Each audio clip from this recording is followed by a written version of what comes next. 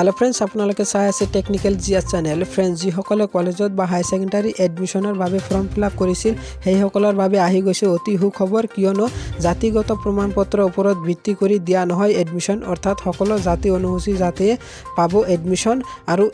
এইটোৰ ওপৰত ভিত্তি কৰি ডক্টৰ ৰণেশ পেগুৱে কিছুমান প্ৰতিক্ৰিয়া উল্লেখ কৰিছে সো সেই প্ৰতিক্ৰিয়াসমূহ আপোনালোকৰ মাজত দেখাই দি আছো তো বলক আমি ভিডিঅটো আৰম্ভ কৰো।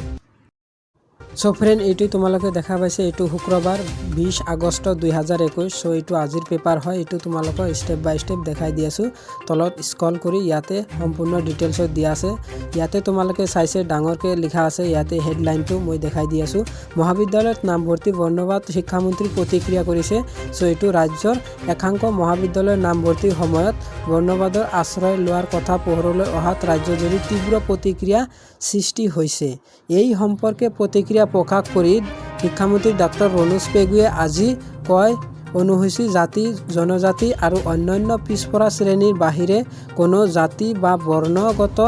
তথ্য বিদ্যালয় বা মহাবিদ্যালয় নামভৰ্তিৰ সময়ত প্ৰয়োজন নহয় অৰ্থাৎ এখিনিতে কোৱা হৈছে যে এনেকুৱা ধৰণে কোনো জাতি অনুসূচী জাতি চাই এডমিশন দিয়া নহব সকলো জাতি ষ্টুডেণ্টক এডমিশন দিয়া হ'ব সো এইটোই কোৱা হৈছে আৰু তলত এইটোই কোৱা হৈছে যে এই সম্পৰ্কত চৰকাৰৰ ফালৰ পৰা কোনো ধৰণৰ নিৰ্দেশনা দিয়া হোৱা নাই যদি কোনো শিক্ষানুষ্ঠানে এনে তথ্য বিচাৰে তেন্তে তাক প্ৰত্যাহাৰ কৰিবলৈ অনুৰোধ জনাইছে শিক্ষামন্ত্ৰী ডক্টৰ ৰণেশ পেগুৱে অৰ্থাৎ এনেকুৱা ধৰণৰ কোনো সাৰ্টিফিকেট বা এনেকুৱা ধৰণৰ সাৰ্টিফিকেট নালাগে বুলি তেওঁ মন্তব্য কৰিছে সম্পূৰ্ণ সকলোৱে এডমিশন পাব বুলি উল্লেখ কৰিছে আৰু এটা কথা